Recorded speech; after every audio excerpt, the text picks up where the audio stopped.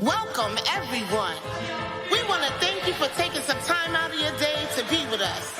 Come on, let's get to the root of it. In these times that we live, we take strides to move forward. We strive to be more, stay strong and be focused. Start a while, we make choices, live or die. Take over starts at the root, and the truth may be hard to swallow. Step one, self-love above anything else. Unlock peace and happiness.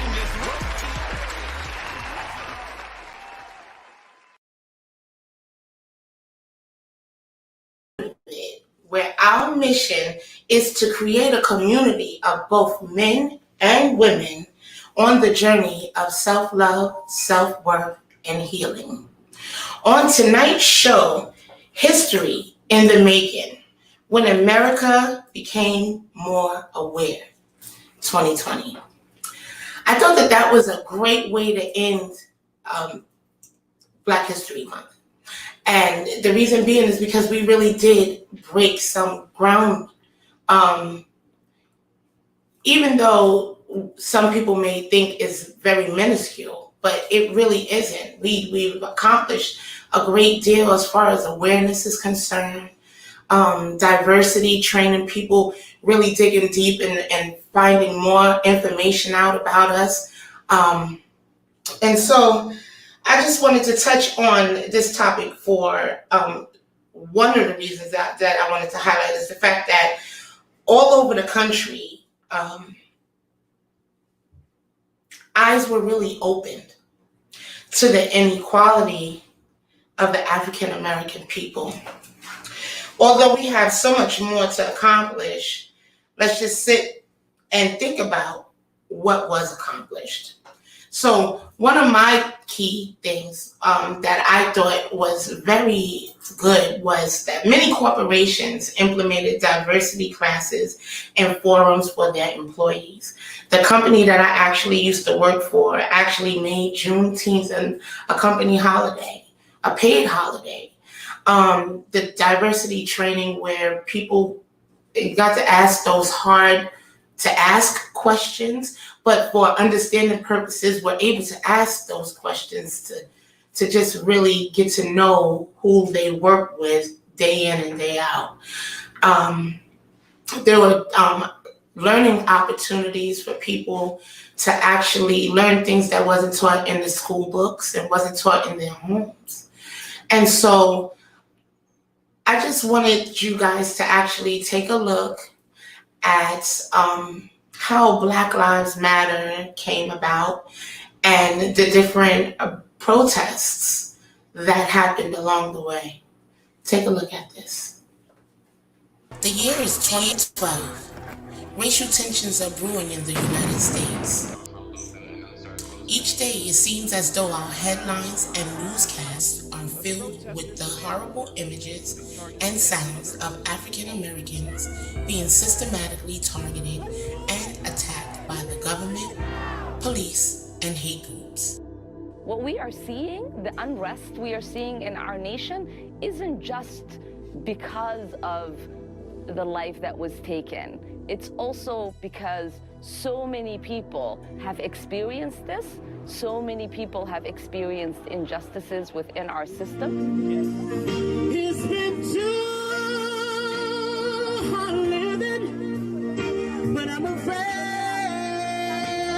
to die. If you have been harassed by the police and you are Black, please raise your hand. If you've ever feared for your life when you've gotten pulled over and you are Black, please raise your hand. Do you see all these Black hands that are up? Do you think we're all making it up? I don't think so.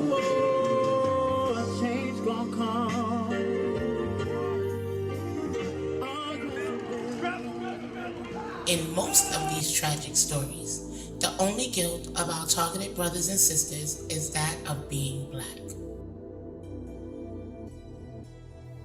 As we watched helplessly, our hearts cried out in agony for the suffering of our people. It's not even curfew. In February of 2012, Neighborhood Watch volunteer George Zimmerman shoots and kills 17-year-old African-American Trayvon Martin. Trayvon Martin is anonymous no more. Zimmerman is acquitted, and the collective heart cry of our people becomes Black Lives Matter. In response to Zimmerman's acquittal, Alicia Garza writes a love note to Black folks, in which she states that Black Lives Matter. I was so distraught. And so I go to social media, I go to Alicia Garza's Facebook page. She's writing this love note to Black folks. She closes it with Black Lives Matter.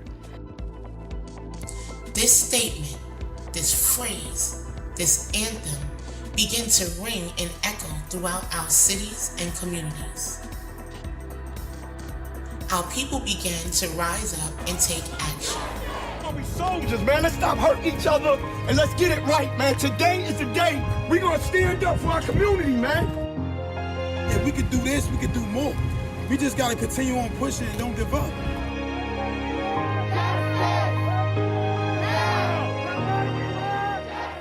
In 2013, following Zimmerman's acquittal, the Black Lives Matter movement emerges onto the national scene as a call to action, not just for our people, but for all of humanity. We're changing the world.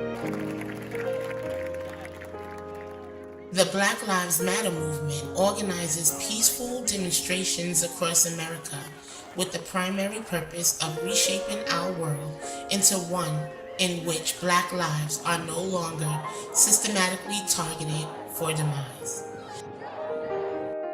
Our peace was met with the hostility of hate groups and police on a national level. City by city and state by state, our people and those who stood with us were beaten and arrested, many without even being charged or prosecuted.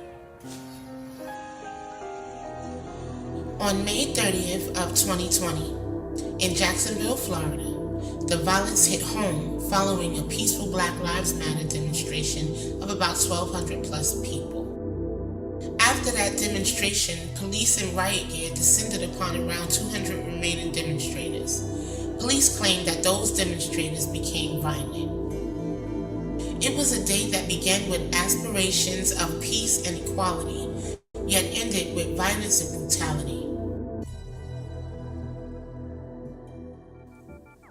On Saturday, June 6, demonstrators answered this violence with peace at a Black Lives Matter march and demonstration outside the courthouse downtown.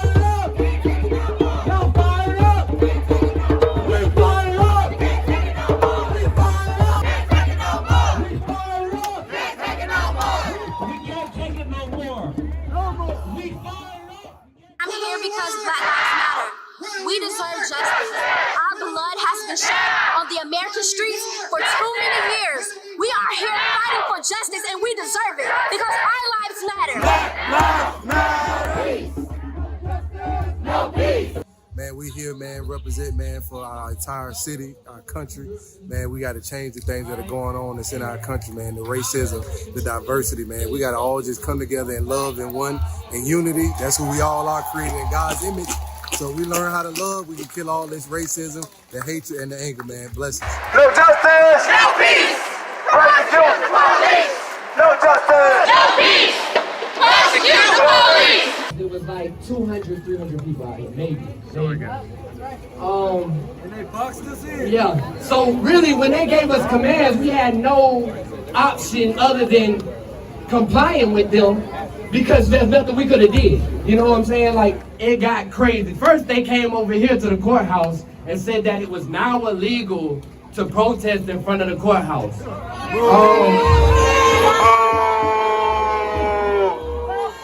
That was when I seen, I'm sure y'all all seen it was on the news, that was when the pastor was arrested right here on this street for praying for us and the police, How you doing, little man? This is my little friend right here. This is Jordan. I met him today.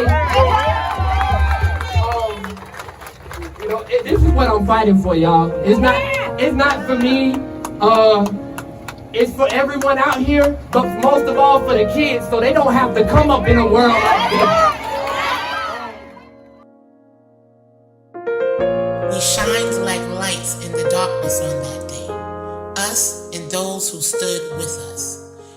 voices were raised, our message loud and clear, and our hearts angry yet peaceful. It won't be long till I'm gonna need somebody to lean on. Call on your brother when you need a hand.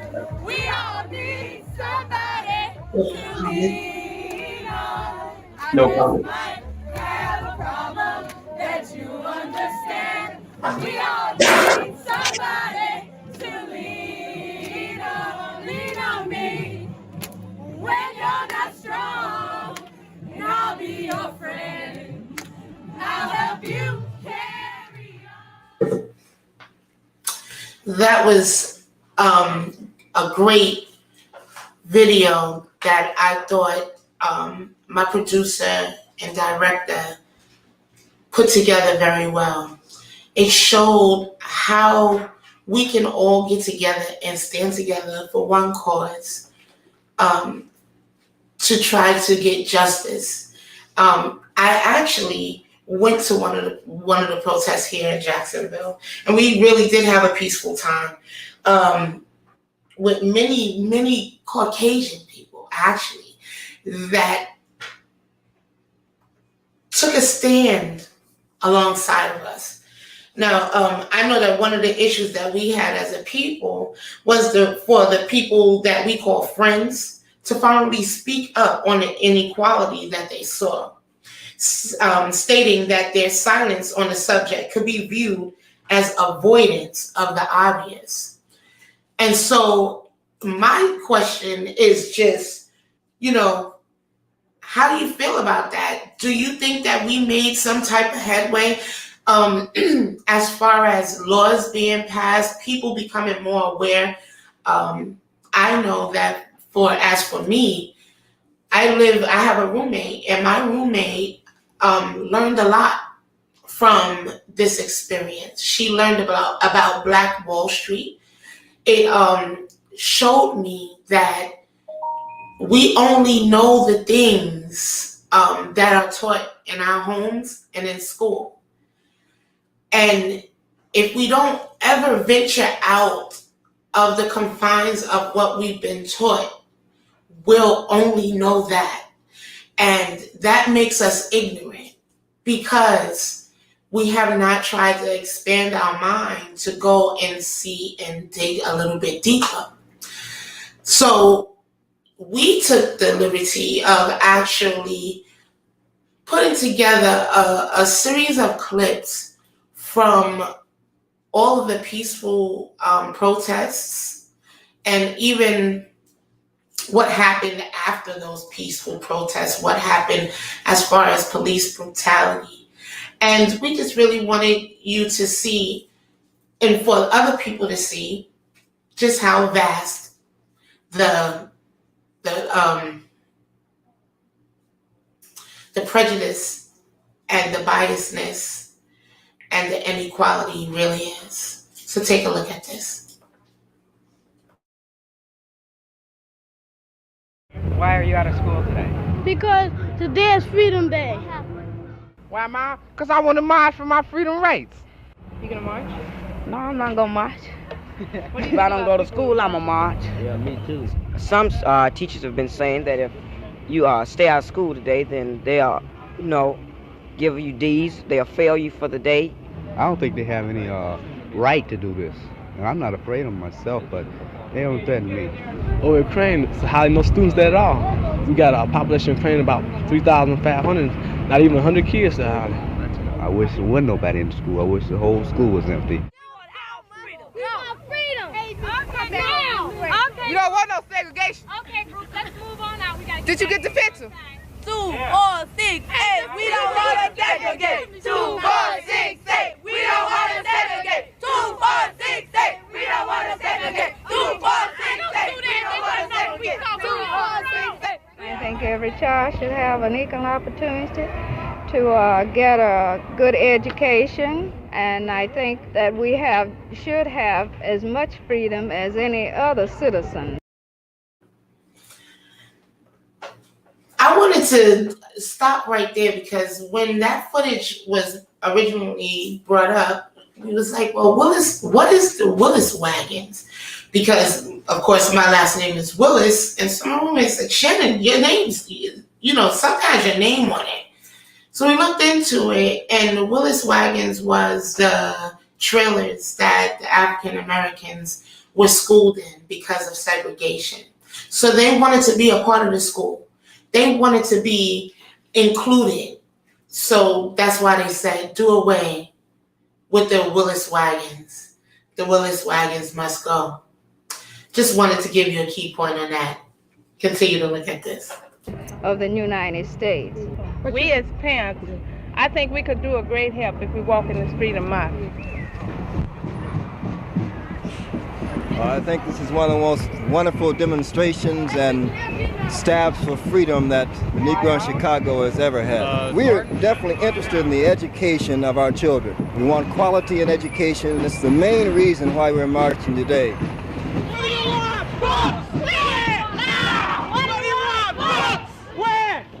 Books we get, they aren't new books, they are secondhand books, and some of the teachers have explained it to us, and we don't have enough books to go around to each student, so we have to share books. So what's your name? Ralph Davis. Ralph Davis, and what Yes. school do you go to? Waller right now. Waller? What about Waller's school? Well, right now it's in pretty bad shape. Why is it in bad shape? It's crowded. They got, mobile schools. Do you feel personally you're not getting the education that Personally, you're I entitled? feel that way. Yeah. I'm not getting what I should because somebody is sharing what I should have all for myself. I'm very glad to see such a good turnout. I'm very much in favor of integration, and I'm sorry that Mr. Willis hasn't done more about it. Go, go, Willis, go, now, go. Go, go. Go, Willis, go, now, go. Go, go. Go, Willis, go, now, go. Go, Willis, go, now, go. Go, go. Go, Willis.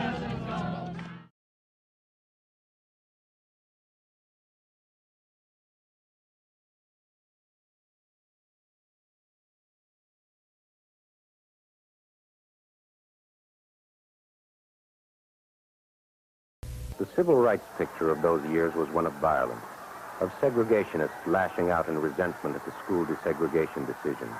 The names in the news were names like Little Rock and Clinton, Tennessee. Somewhere outside the picture was Dr. King, speaking, traveling, but seldom making news as a leader. On September 3rd, 1958, he was arrested in Montgomery on a charge of loitering. When he refused... Difficult days ahead. Some began to talk about the threats that were out. What would happen to me from some of our sick white brothers. Well, I don't know what will happen now, but it really doesn't matter with me now, because I've been to the mountaintop. The sit-ins and freedom rides were a new version of an old and respected American tradition, the right to protest for right, and resulted in the first attempts at federal civil rights legislation. The next target of the civil rights movement was Birmingham, Alabama, in 1963, the most segregated city in the nation, and for blacks, a place to die if you tried to be a person. I will not rest.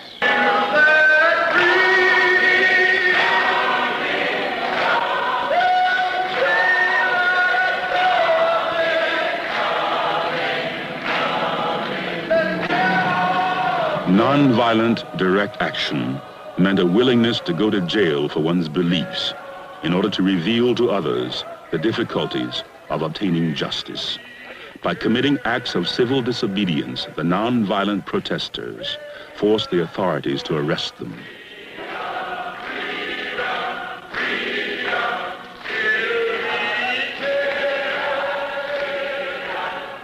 In Birmingham, in the spring of 1963, the jails were literally filled by...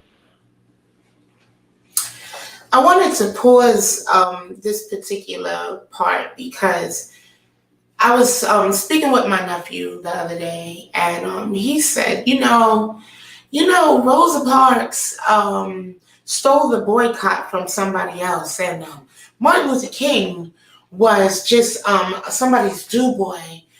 He was just a mouthpiece, and you know, all of this stuff. And I look at this video and I say, wow, what type of footage and what type of information is now being put on the internet to try to take away our history from our youth? That is a very important thing, because, you know, all these years, we know that Rosa Parks said that she was not going to sit on the back of the bus. We know that Martin Luther King was for equality for all men and women, not just for us or for Caucasians or for any other race.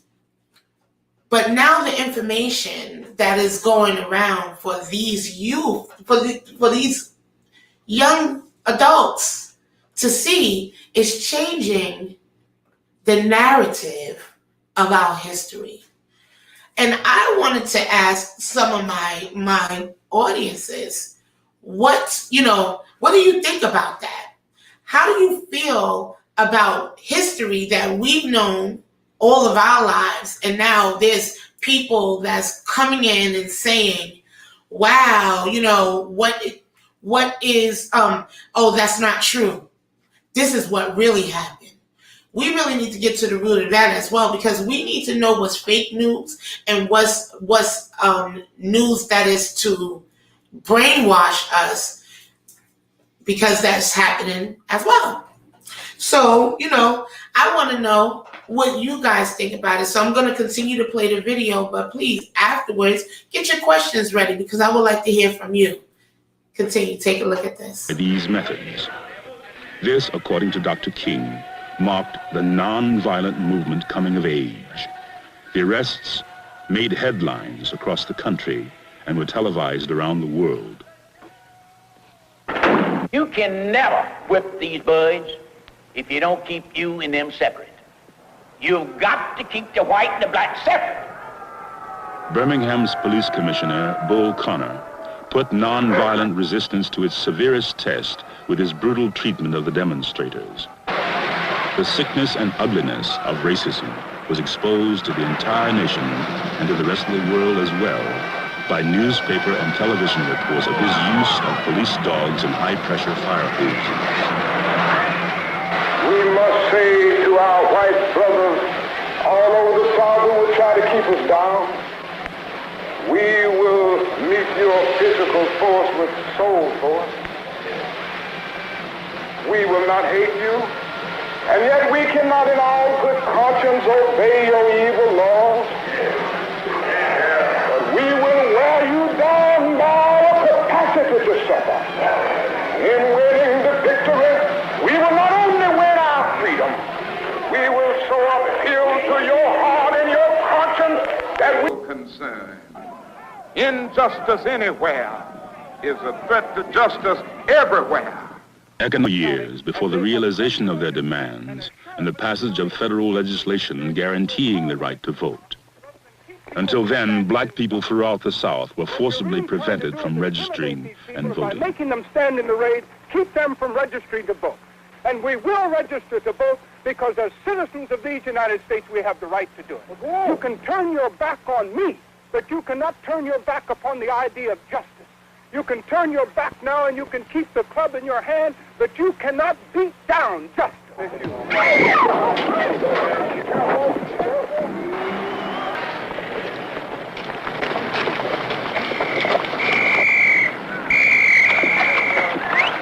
To be detrimental to your safety to continue this march, and I'm saying that this is an unlawful assembly, this march will not continue.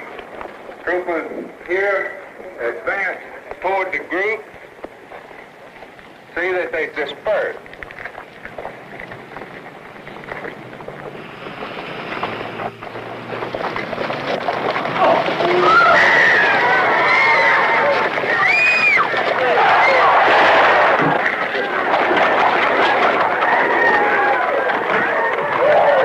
We must let the nation know, and we must let the world know, that it is necessary to protest this threefold evil. The problem of the denial of the right to vote, to police brutality, that we continue to face and faced in its most vicious form last Sunday. Then the attempt to block First Amendment privilege. We have the right to walk the highway. We have the right to walk to Montgomery if our feet can get us there. Let us bow in prayer and faith and black and white people. And now the eyes of the whole nation and much of the world were focused on the tiny town of Selma, Alabama. Selma, for instance. And that's me in St. Augustine, Florida. Today I'm in Washington. With sit-ins at lunch counters and other public accommodations. In 1962, King used the students' method of direct confrontation in Albany, Georgia. He hoped to change the complete segregation of that city's public life. However, Police Chief Pritchett cleverly countered the nonviolent demonstrations with nonviolent arrests. All right, put them in jail. After more than 1,200 arrests and months of effort, Albany's color barrier remained intact. The civil rights movement had suffered a major defeat, and King realized a breakthrough would have to be made elsewhere. For the movement had gained strength, and large pray-ins were held in front of City Hall. Safety Commissioner Bull Connor used mass arrests, fire hoses, and police dogs to break up the demonstrations. As the struggle became more intense, King took an important step. For the first time, he disregarded a court order and marched. After his arrest, a new mayor took office, and King came under intense pressure from liberals to ease the crisis. But he refused, saying in part that for the Negro, wait had always meant never. The movement was beginning to falter, and King, now out of jail, made a difficult decision. Children would be allowed to march. By filling up the jails, they placed an added burden on the city.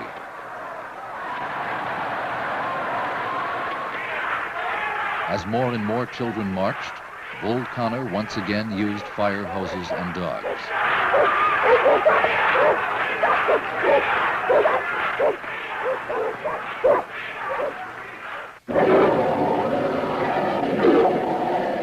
An aroused public opinion soon forced a fragile agreement. But the spirit of Birmingham spread across the country. Civil rights demonstrations in hundreds of American communities finally culminated in a massive march in Washington. And technique of nonviolent resistance. This training proved useful as demonstrations and registration attempts were met with mass arrests. Then in nearby Marion, a young Atlanta to do necessary last-minute legal and political work. In his absence, the attempted march was halted by state troopers.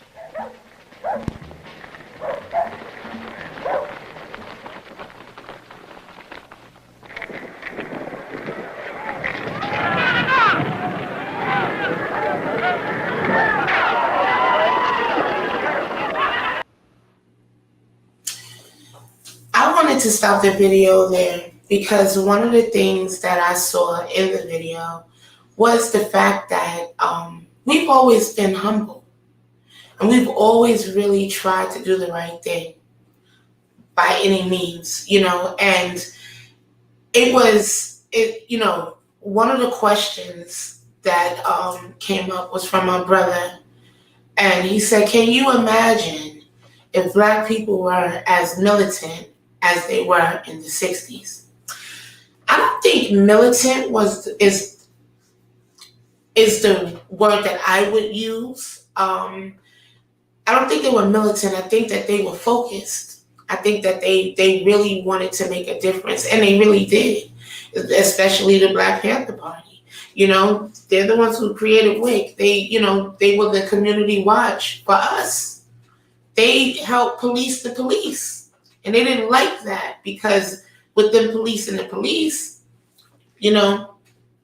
that kind of stopped them from doing the things that they were doing to us back then. But I believe if we were as disciplined or as driven for equality as they were back then in the 60s, we would be a stronger people. We would be a stronger nation. We wouldn't be crabs in a bucket. I believe that we would be able to work together to build up something together if we were that disciplined and that steadfast as a whole for equality. Again, they put money before us. They put anything that they can possibly can to separate and divide us so that you can't. One of the things that I just came into my mind was Bill Cosby. Now we all grew up with Bill Cosby. You know what I mean? He was the father of all fathers. He was the one who drove home, go to college in the black communities. He was the fudge pudding pop man. He was the greatest. He was Fat Albert. But as soon as allegations came over, we dropped the bucket we just dropped the ball on him. Now, please don't take what I'm saying as that I condone what he did or anything. But what I'm saying is that the character of a person, now, could people make mistakes and change? Yes, I believe that. I'm a product of a change. So, but did we stand for him? Did we, or did we get on the bandwagon? Because that's what we do as a people, and that's how they keep us separated. But so that was, that's what I feel about if we were as disciplined or as motivated for equality in the 60s. Now we would be, as in the 60s to now, we would probably be more firm, more, together. Oh yeah, I got long questions. Okay. The second one is Tinge, and she says, oh man, this show is a little deep for me because I feel like ain't much change and don't think it ever will. Like you said, there are some that are learning or even willing to learn, but it still ain't gonna change anything. Racism is real. It ain't going nowhere. Shoot, even back then, not all whites were racist. But that ain't stop it though. No, you're absolutely right. Not all whites were racist back then, but they were not willing to stand up like they are today. When I went to the peaceful protests here in Jacksonville, there were more white people there than black people fighting for our equality. I saw it firsthand that there were people that were saying, this far no further, that we've watched this long enough and enough is enough, and wanted to learn, wanted to know how they can help, because let's be real, there's a lot of interracial babies, so there's a lot of grandparents that have a black grandchild now, so they want equality for their grandkids because this is the world that they have to live in. That's a reality of it, but slow process is still, not process, slow progress is still yet progress. Some things that were back then is changing from now. Like just in the workplace alone, you know how many times Black people have been discriminated against and things of that nature, and now they're putting diversity things in place for people to actually realize what they're doing and understand that it's a problem. No, you can't touch my hair. No, you can't say the N-word. No, there's just certain things that, that is just a no for us, right? Okay, the next question from Jen Jones, my boobie. It just blows my mind how I went my whole life without ever being taught the truth. We weren't taught in school about Black Wall Street or Juneteenth or anything positive about African Americans. I'm just being honest. So much brainwashing and racism at such a young age, while not even being aware of it at the time. It makes me sick and breaks my heart. I know that her words are true because she actually expresses it to me. And, like this morning as we were getting the show together, my producer was showing it. She says, "What? Water hose? Are you kidding me?" Like, she didn't even see that because that wasn't in the culture of her home or in her culture, period. For her to even know that those diabolical things were happening to humanity. People with heartbeats that bleed red blood just like them. So it just really became a shock to her. When she read about Black Wall Street, she sat there and cried because she didn't know. And I think that that's a lot of people's story, that they just didn't know. So don't give up hope, Tinge. Don't give up hope. Because, anything and everything is possible, especially with God. Like T. Coleman said, actually, T. Coleman in the comments, he said, everything was taken away from us except our faith. That's the only thing that we could stand on. We couldn't do anything else without God. Because at the end, we sang, but we sang to God. We asked God to do different things, but our faith is what held us. Our faith and sitting there. I don't know if everybody had a Big Mom or a Medea or a Big Mom or something, Auntie May, somebody that, gave you some type of history of you guys, some groundwork, of faith. Whether it was Sunday dinner, whether it was sitting around the piano, that's our story, or sitting at our grandmother's feet in the rocking chair while we looked at the Clock Sisters on her TV. But it was still faith. It was still togetherness. It was still family unit and unity within the family culture. You know what I mean? Nowadays, brother go against brother, sister go against sister, mother goes against daughter, son goes against father. And there's no understanding. We need to get an understanding of who we are as individuals and as a people. So the next question is, there are many that have changed and are actually ashamed of what transpired in the past. And now, however, with the last president we had in office, it became evident that there are also a whole lot of people who have not changed at all. Now, that is so true. But I really believe that the reason for that was for us to be able to identify. Because now they've shown their face. Now they've shown us who they really are. So now we treat them accordingly. And my accordingly is we love them in spite of. But that's how our ancestors, that's all we've been doing, is loving them in spite of, and I believe that God is going to honor that because retribution is coming. I believe so. So there's just a whole bunch of things that we can really, really, really look forward to. But those people that did not change at all, that's their loss. Really. You know what I mean? That's their loss. Because they're closed and they're boxed in and they're unwilling to grow and learn, because there's so much to learn from different cultures and different people. It's different perspectives. They've been taught different things so they can teach you and we can teach them and we can all grow together. But no, division is money.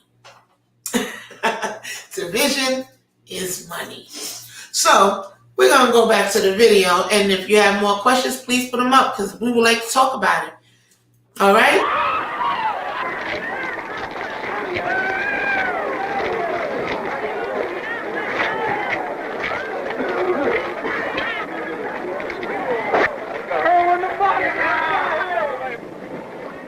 The nation was shocked by the brutal attack, and King immediately rushed back to Selma. After many difficulties, he finally succeeded in getting the historic march underway. We are going to walk non-violently. With equality in housing and employment, the civil rights movement began to encounter increased resistance, the so-called white backlash.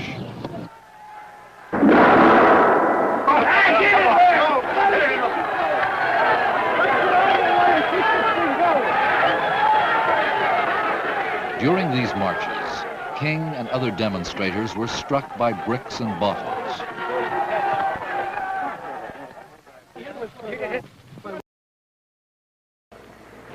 Each and every one in this line is under arrest for parading without a permit. More blacks are arrested, Dr. King says, than are registered to vote in Selma. The jailing of the Nobel Prize winner and the murder of... In lunch counters and bus terminals all over the South, the battle was joined. And Martin Luther King warned his people that it would be a season of suffering. More than anything else, the movement was a threat to those in high office who owed their political survival to perpetuating the status quo. I claim today for all the people of the state of Alabama those rights reserved to them under the Constitution of the United States. Among those powers so reserved and claimed is the right of state authority in the operation of the public schools, colleges, and universities.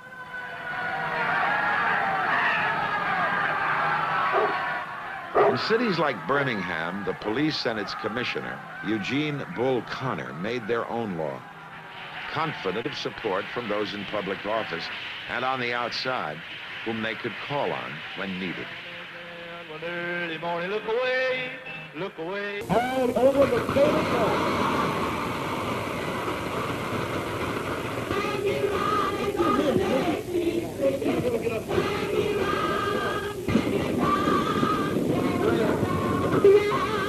Keep on walking, keep on talking, marching up to freedom, talking, marching up to freedom.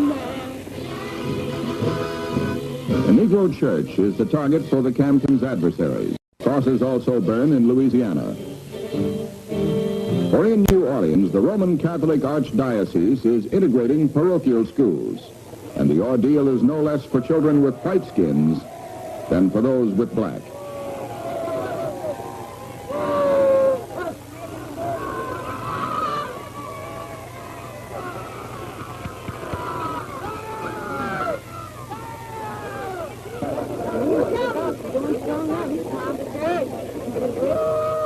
For some, a way of life is ending. For one man, life itself. The white people can't get no welfare. But I was supposed to get a welfare, I can't get it, but I'm a white man. They keep putting niggers, the welfare people keep putting niggers. Moments later, the man dies from a heart attack.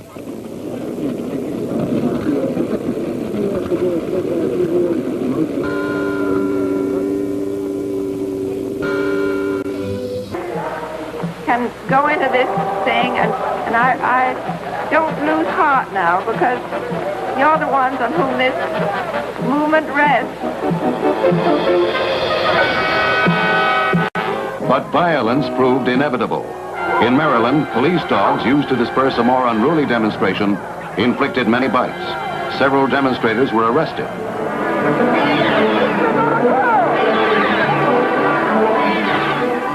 White supremacists and Klansmen moved openly in the 10 South. A display of solidarity prompted, among other things, by an expected invasion of college students. I stopped it there because as I was looking at that video where they let the dogs out, there wasn't nothing going on before they let the dogs out. Pandemonium happened after they came. Why is it that people cannot see I'm not talking about the people that can see, but I'm talking about the people who refuses to see? Is it just, and maybe this is for people that will view the show at a later date, that I don't even know. And I'll ask you a question. You know, is it that you refuse to look at it because you don't want to admit that you are following the wrong thing? Or I really would like to know, because with all the information that is out there now, there's no reason for it to still be an argument that is inequality. Like, I mean, I don't get it. Like what Roger said, right? She said that we have to continue to fight for change. Hidden Figures and The Best of Enemies are great examples of the fight that we have to continue to have. It can't just have stopped with Martin Luther King or Rosa Parks, etc. We don't stop until there's complete change, until we have altered the system and the thoughts of generations before and generations to come. I really love that. I really love that. And I love the fact that you gave reference points of what people can actually look at to educate themselves. Hidden Figures about the females, the astronauts, right? You know, who would have known? No one would have known had somebody looked into the history of it. You know, just everything. When you look into the history of everything, what African Americans have accomplished, and yet still stay humble, knowing that, you know, basically America has been built off our backs and our ancestors' backs. You know, so I really have to go and look at Hidden Figures. I didn't look at it. I don't watch TV, so I'm gonna make it a point to watch Hidden Figures because I never watched those movies. T. Coleman, he said, it's really difficult to stomach the pain and the hurt that our people went through. There is nothing else in this world like hate. The animosity that was displayed, the heartache that our people felt, this makes my heart cry. Hate is undeniable. This is why we have to have a voice. I totally agree, Tony. It saddens me as well because of the simple fact that, come on, like, can we get a break? Can we really get a break? Are we so bad? What is it? What is it that you must continue to treat us like this? What special magical gift that we have that we don't know about, that you know about, that you want to keep us low? You know, that's just my questions. That's not everybody's question. That's just my questions. You know, it's just it's disheartening. Our great grandmother, Mama Lou, was actually born of an overseer and a slave. So my Mama Lou actually looked like my roommate, pale skin, straight hair. You know, but if you look at me, you would never know that. You know. So they may be discriminating against people that's even in their family, or even have white in them, and not even know it, you know? So one of the other questions was Jen. Jen said something up top. Not that. People, especially white people, need to be educated instead of brainwashed. Knowledge is power. And there's as much ignorance in our race. Again, just being honest. You know, one of the things about that is that with knowledge being power, ignorance is also power in the wrong hands. When people are ignorant and people in higher places know that people are ignorant, it's power to them.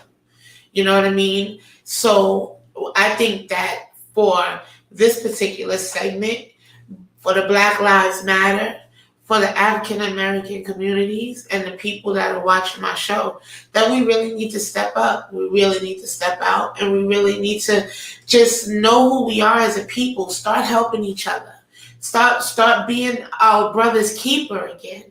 Because when Ronnie asked, like, what would happen if we were just as militant as they were in the 60s? Baby, we can build a great nation.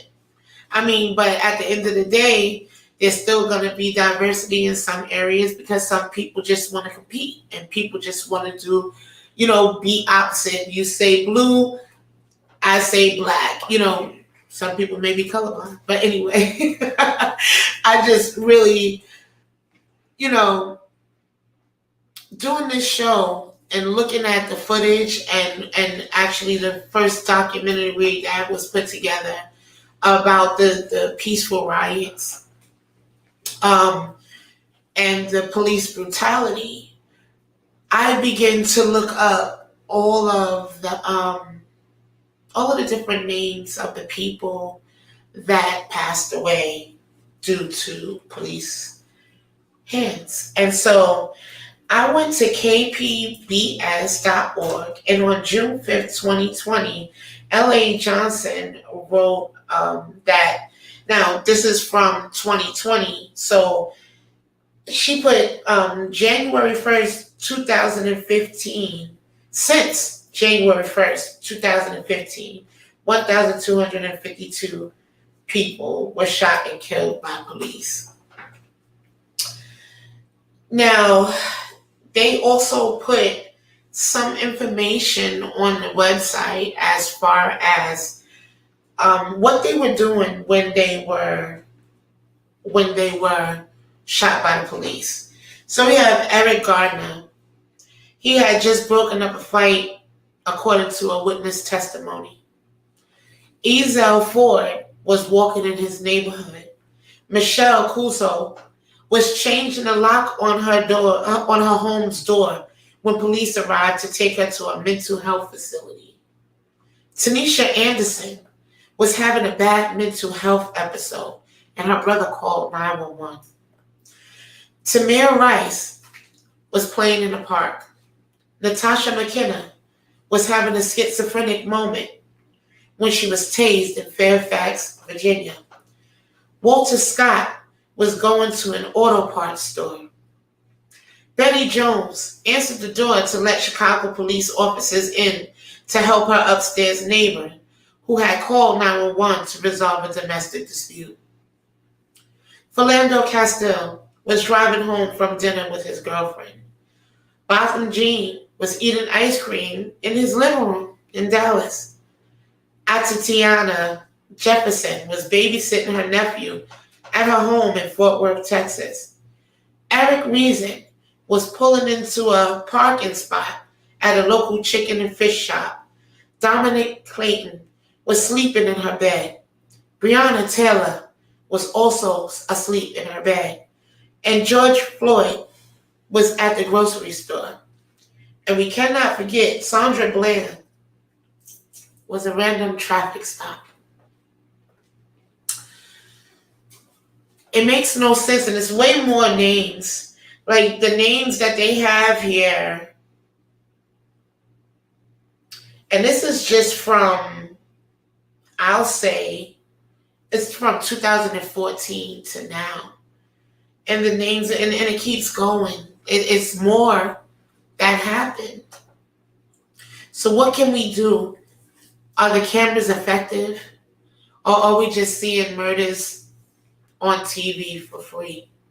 And it's not, the movies or TVs, real life. What can we possibly do to help? Should we have I don't know. I'm not trying to, I can't change the world, and I don't want to try to sway anybody's mindset on anything. But I just want us to be thankful and grateful for the changes that have come thus far, and to be optimistic that more change will come. It took some time for us to get here, but nevertheless, we're here. Before we couldn't vote, now we can vote. Before women couldn't go to work, now they can go to work. It took time for these things to progress. So as we take our steps forward as a people, let's be mindful. Let's support Black-owned businesses. Let's be more together than set apart. Let's stop trying to make everything a competition. Your clothes is not worth anything if you don't have a house or a car. Like these things, let's learn to be honest. Let's learn how to take constructive criticism without getting defensive or offended. Because it invokes change. Let's do the things that we haven't done to see if it brings a different result. As my pastor said last week, why don't we just let go of the things that we're afraid to let go of to see if something different can occur? Let's take the guns out of our kids' hands. Let's spend more time with our children and actually talk to them. Let's stop having the TV babysit our kids, and let's interact with them so that they don't have social anxiety, and so that they can, know how to interact with people. I know that I did that. I know that I didn't start talking to my daughter until she was like 13. So everything just worked, just works together. We have one more comment. Roger said, Mike Brown's death really hurt me. Eric Gardner reminded me too much of my dad. Just, it can be overwhelming. But change gonna come along as we unite. We did it. And we do it more than they want us to know. I believe that too. It's just not shown on national news. But people are getting it together. People are coming together. And one of the things that I liked about the peaceful protests as well last year was I saw gang members coming together as well. You know what I mean? Who said that we can't come together? Who said that we can't? Who said that we can't put our differences to the side and build a community? So I hope you guys really enjoyed this show. This was a great show for me. I really liked that we ended Black History Month with the Black Lives Matter. Y'all let me know in the comments if y'all enjoyed the show. I would like to thank everybody who participated in the show tonight, and I really would like to thank my director and my editor, my producer of the show, because he filmed a lot of the Jacksonville footage from the peaceful protests. So he was out there. He was out in the midst of the people. He saw everything. And I really wanted to highlight his work because he's excellent. So till we meet again, I'm going to show you the viewer's choice commercial. Send in your topics. I have some. I will be getting back to the ones that I received. And also, please click, tag, share, and subscribe. Go to YouTube now. Not now, but right now. Go to YouTube. Subscribe. Share it. Share it with people that you know may watch it. Or share the past 7 shows, whichever shows you like. Share it. Get people to subscribe, because we really want to reach the masses. We really want to create that community where we move on to self-healing and self-love. Now, I hope y'all are ready for next week, because we're going to dig deep, and hopefully someone gets healed. Till we meet again, y'all have a blessed night. Love and light to you. Bye. In these times that we live, we take strides to move forward. We strive to be more, stay strong and be focused. Start a while, we make choices, live or die. Take over starts at the root, and the truth may be hard to swallow. Step 1, self-love. Hey guys, this is Shannon. And your boy B More, aka your spiritual specialist. From At the Root of It. Yo. And we are coming with a surprise. Great exposure opportunity for our viewers. Yes. It is called the Viewer's Choice episode. The Viewer's Choice episode. What we need you to do, we need all of you out there to hit us with your best topic idea for a show. The best. And I mean, you really have to really dig deep and come up and be creative. We need you to get it from the root, touch it from the soul, okay? The one with the best idea will get a great opportunity to be on a live taping of that show. This will be your show. So we need the best idea.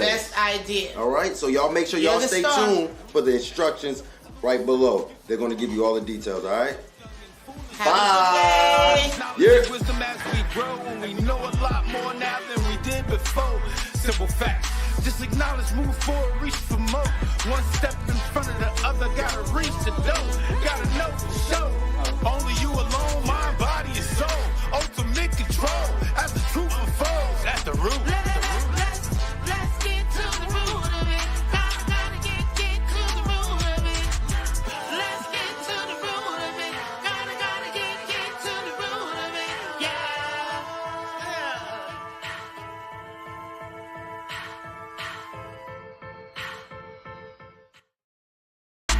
Gotta get to the root of it.